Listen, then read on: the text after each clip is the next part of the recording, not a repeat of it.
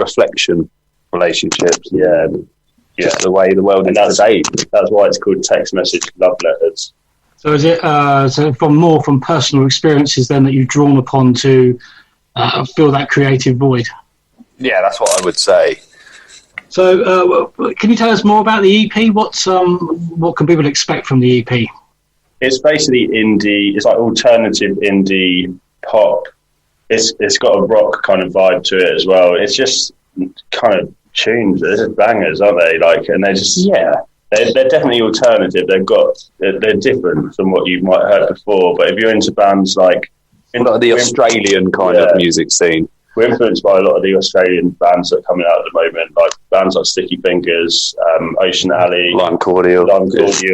Yeah, and then some of the big, like the classic UK bands like Oasis, Arctic Monkeys, The Kooks. Yeah, I mean, if you're into stuff that they make, then you'll probably like what we're doing. Yeah, you definitely got that you nailed that indie vibe for sure, and you can hear some of those influences during the EP because I've listened to the EP a couple of times and it is an outstanding EP.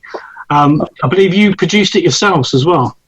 Yeah, it's all produced by us at our home studios and at the Brighton University studios.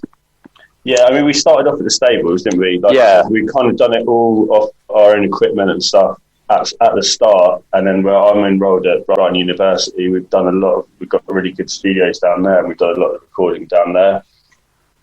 So we do it all ourselves, recording drums, do the guitar channels, to the editing, to everything. Editing takes bloody ages. That's a nightmare.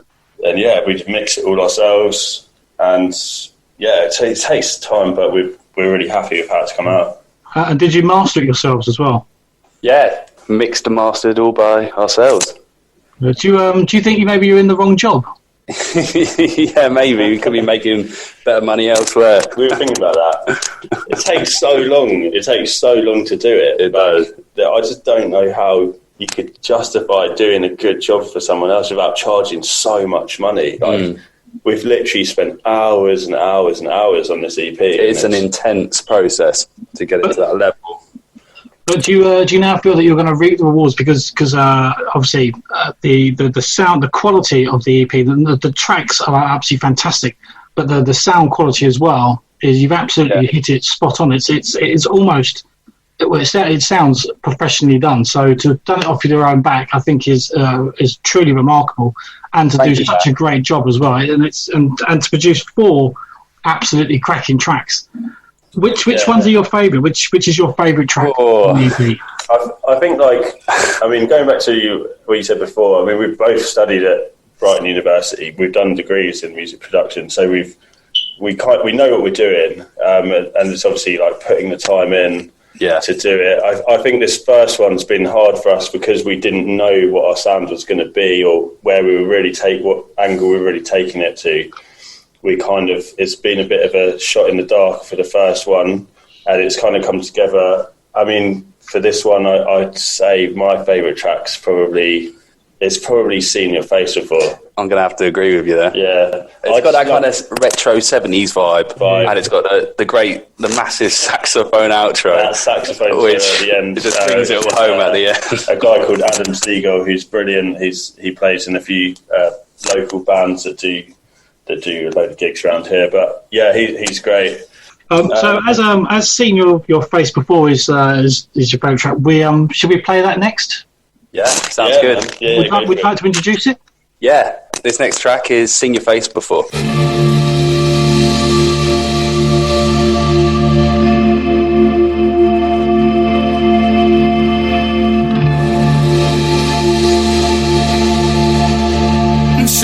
I've seen your face before, seeing that frown around your eye.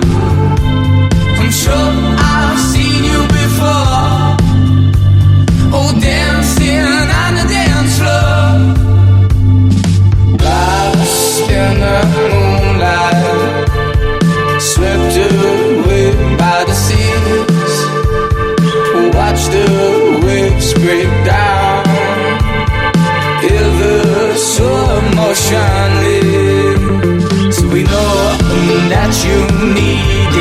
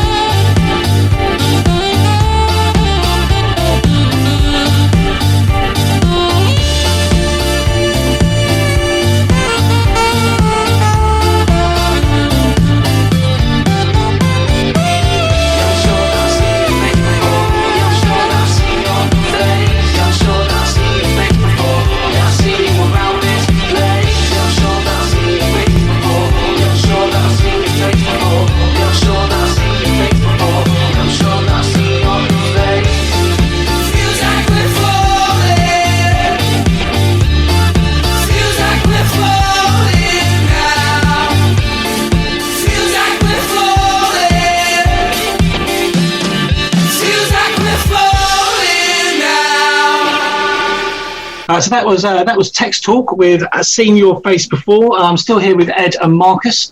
How have you been coping through lockdown? Well, I mean, it's been quite hard initially, but it's given us a lot of time to start working on the stuff we wanted to work on. The worst thing about it is when it first started back in March, we had like a bunch of like debut gigs lined up, and that was probably the biggest blow for us. The EP was supposed to come out around March. Yeah. So we had a load of debut gigs lined up, but just local stuff like Eastbourne and Hastings kind of stuff. And we had to, it all got cancelled. All of it. Set it back, and we haven't been able to access the studio. So we were like, right, what can we do? And we basically just started making new stuff. So at the moment, we've got a second EP lined up. We've got another single that's coming out in December called Hollywood, which is a banger. Like, really proud of this one. Really happy with that. Really, like, this is one of our best songs we've ever written. So we're really excited to let everyone hear that one. And we've even got, we're starting to work towards our third EP. We have started on a third EP. We've got so much stuff lined up, and I would say that's kind of down to lockdown. Yeah, we wouldn't have been doing that. Yeah.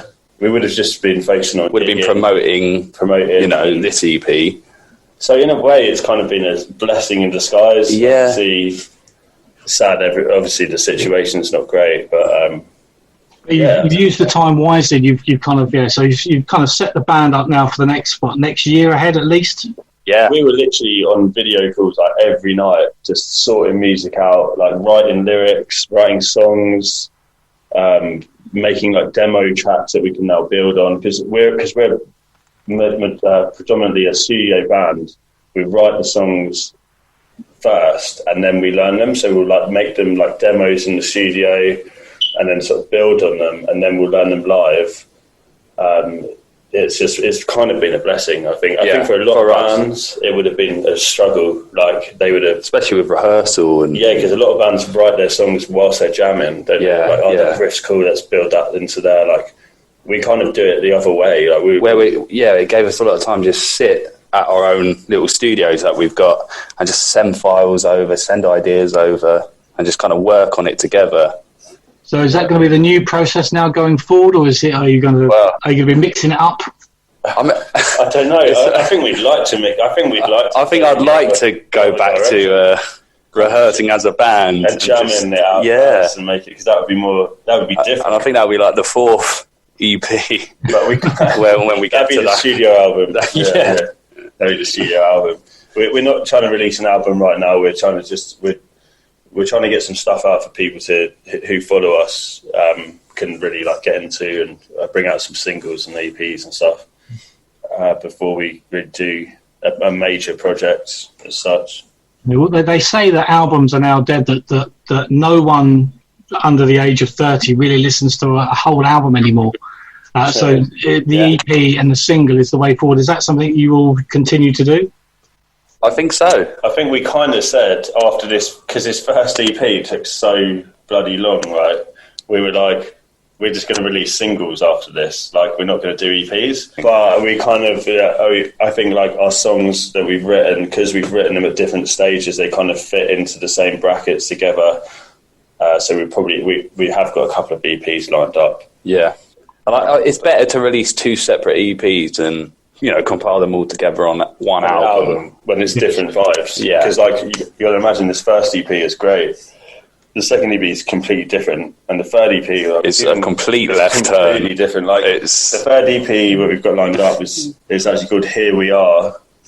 It's a bit early since she dropped it. Yeah. Well, that's a bit of an exclusive, isn't it? That's an exclusive. Definitely an exclusive right there. Could change. It could change. But the third EP is a bit heavier. There's a darker tone. Yeah, if anyone's into sort of Bring Me the Horizon, those sort of bands there, like it's got more of especially the vocals. But definitely not metal. No, it's not metal. It's not metal. But yeah, we've got different influences for that one. Now the EP is released, where can people listen to the EP? Where can people find it? It's available on all major platforms now, so Spotify, Deezer, Apple Music. We've got it on YouTube. Tidal. Never really used that myself. Bandcamp as well. Bandcamp. We've got a Bandcamp. If you go to that, you can actually buy merch. We've got a clear 10-inch vinyl that's coming up for the EP, which is really cool. It's pressed. It's not even pressed. Hand-laved. Hand cut. Yes, I saw that on your social media that you're going to release it onto vinyl as well, which I think is fantastic. So, is there going to be limited numbers? Is it a limited edition? Is there only going to be so many, and once it's gone, or? I think at the moment, it's kind of a limited edition sort of deal because how they're being hand cut, it's in like small batches. So it's going to be a limited run for sure. Like, every vinyl is like unique. So like when the guy presses them, he has when he cuts them, he has to cut them in real time. So he has to listen to the EP every time he cuts one. So every single master might sound slightly different, but I think that's what's really cool. Like you'll have like something that's completely unique. Yeah. And they're awesome. They're like clear. They're like translucent. So when you hold them up to the light, you can see the grooves on the records coming through. So that's cool.